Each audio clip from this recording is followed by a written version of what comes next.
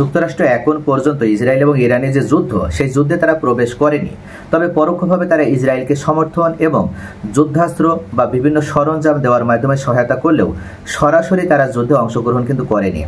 তবে সেই জায়গা থেকে তারা বের হয়ে এসে আজকেই সর্বপ্রথম ইরানের অভ্যন্তরে মারাত্মক বোমারু বিমান হামলার মাধ্যমে তারা ইরানের গুরুত্বপূর্ণ যে পারমাণবিক কর্মসূচিগুলো ছিল, যে পারমাণবিক স্থাপনাগুলো ছিল, সেগুলো সম্পূর্ণভাবে ধ্বংস করে দিয়েছে।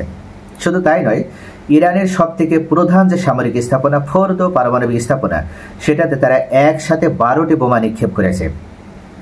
যে বোমা অর্থাৎ বাংকার ব্লাস্টার বোমা, প্রায় 30,000 পাউন্ড ওজন বিশিষ্ট এক একটা বোমা, এবং সেখানে তারা 12টি বোমা নিক্ষেপ করেছে ফোর্দো পারমাণবিক স্থাপনা ধ্বংসের জন্য। আমেরিকা যুক্তরাষ্ট্রের প্রেসিডেন্ট ডোনাল্ড ট্রাম্প উল্লেখ করেছিলেন যে তারা 6টি বোমারু বিমান ব্যবহার করার মাধ্যমে তাদের শক্তিশালী B-2, যেটা যে কোনো দেশের আকাশ প্রতিরক্ষা সিস্টেম ভেঙে সেই দেশে সফলভাবে হামলা চালাতে সক্ষম, এই বিমান ব্যবহার করার মাধ্যমে তারা আজকে ভোরে এই হামলা পরিচালনা করেছিল এবং তাদের এই হামলায় নাতাঞ্জ, ইস্পাহান সহ তাদের প্রধান সামরিক পরমাণু স্থাপনা ফোর্দো পারমাণবিক স্থাপনা সম্পূর্ণভাবে ধ্বংসযোগ্যে পরিণত হয়েছে। ডোনাল্ড ট্রাম্প উল্লেখ করেছেন যে আমরা সফল হয়েছে, আমরা যে উদ্দেশ্যে হামলা করেছিলাম আমাদের সে হামলা সফল হয়েছে।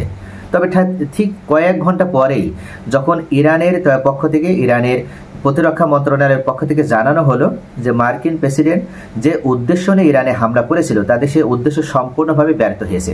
কেননা হামলার পূর্বেই ইরান সফলভাবে তাদের সকল ইউরেনিয়ামগুলো অন্যত্র সরিয়ে নিতে সক্ষম হয়েছিল, যার কারণে এই হামলায় ইরানের খুব একটা বড় ক্ষয়ক্ষতি হলো না।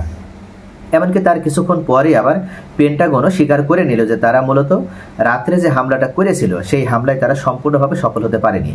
মার্কিন পররাষ্ট্রমন্ত্রী পিট হেগসেথ বলেছেন, ইরানের পারমাণবিক স্থাপনাগুলিতে গত রাতের হামলায় ইরানের পারমাণবিক কর্মসূচি ধ্বংস করতে ব্যর্থ হয়েছে। তিনি বলেন, কেবল স্থাপনাগুলির গুরুতর ক্ষতি হয়েছে। 3টি ইরানি পারমাণবিক স্থাপনার বিরুদ্ধে মিডনাইট হ্যামার অভিযান সম্পর্কে বিস্তারিত জানাতে রবিবার এক সংবাদ সম্মেলনে পিট হেগসেথ বলেন, ইরানের পারমাণবিক স্থাপনা ফোর্দো ধ্বংসের পরিবর্তে মারাত্মকভাবে ক্ষতিগ্রস্ত হয়েছে। অর্থাৎ তারা যে উদ্দেশ্যে ফোর্দো আক্রমণ করেছিল, ফোর্দো মূলত এমন কোনো ধ্বংস হয়নি, জাস্ট কিছু ক্ষতিগ্রস্ত তারা করতে পেরেছে। মার্কিন প্রতিরক্ষামন্ত্রী আরও বলেন, মার্কিন অভিযান শেষ হয়েছে। তিনি জোর দিয়ে বলেন, ওয়াশিংটন ইরানের শাসন ব্যবস্থার পরিবর্তন চাইছে না। হেগসেথ আরও দাবি করেন, প্রাথমিক মূল্যায়ন বলা হয়েছে যে হামলার কাঙ্ক্ষিত প্রভাব ছিল, আক্রমণটি অবিশ্বাস্য ছিল। তিনি তেহরানকে প্রতিশোধ না নেওয়ার হুমকিও দিয়েছিলেন। হেগসেথ দাবি করেন, ইসরায়েলি আগ্রাসনের মধ্যে মিডনাইট হ্যামার অভিযানই ছিল আমেরিকার একমাত্র আক্রমণ। তার দেশ আর উত্তেজনা বৃদ্ধি চায় না। পিটার হেগসেথ উল্লেখ করেছেন যে পরবর্তীতে ইরান যেন কোনো ধরনের কোনো পদক্ষেপ না নেয় মার্কিন যুক্তরাষ্ট্রের বিরুদ্ধে। মার্কিন যুক্তরাষ্ট্র চাচ্ছে না যে এটার উত্তেজনার বৃদ্ধি হোক।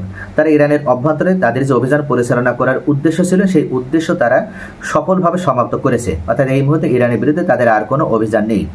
কিন্তু আসলে ইরান কি সহজে ছেড়ে দেবে? ইরানের ইতিহাস কি বলে? পূর্বের ইতিহাস থেকে ইরান এখন পর্যন্ত কোনো রাষ্ট্রকে যারা ইরানে আক্রমণ করতে এসেছে তাদের কখনো ছেড়ে দেয়নি। তাই ইরান মার্কিন যুক্তরাষ্ট্রকেও ছেড়ে দেবে না। ইতিমধ্যে কিন্তু মার্কিন যুক্তরাষ্ট্র ভয় পেয়েছে। শুধু তারা ভয়ই পায়নি, তারা উল্লেখ করেছে যে ওয়াশিংটন এই মুহূর্তে ইরানের শাসন ব্যবস্থার পরিবর্তন চাইছে না। অর্থাৎ তারা যে উদ্দেশ্য নিয়ে হামলা করেছিল, যখন উদ্দেশ্য ব্যর্থ হয়েছে তখন আবার তারা কিন্তু সুর পাল্টাতেও দ্বিধা করল না। সবথেকে বেহায়া রাষ্ট্রপ্রধান হিসেবে এই ডোনাল্ড ট্রাম্পকে মনে করা হয়। অর্থাৎ একই সাথে তিনি আলটিমেটাম দিয়েছে, আবার আলটিমেটাম শেষ হওয়ার পূর্বে আবার হামলা করছে, আবার কি করছে, ইরানের শাসন ব্যবস্থা তারা পরিবর্তন চায় না সেটাও উল্লেখ করেছে। অর্থাৎ সব রকমের কথা বলতে অত্যন্ত পটু এই ডোনাল্ড ট্রাম্প। তবে ইরানকে যতই নিবৃত করার চেষ্টা করা হোক, ইরান নিবৃত হবে না। আল জাজিরার প্রতিবেদন উল্লেখ করা হয়েছে, আল জাজিরার একজন প্রতিবেদক উল্লেখ করেছেন যে ইরান নিবৃত হবে না।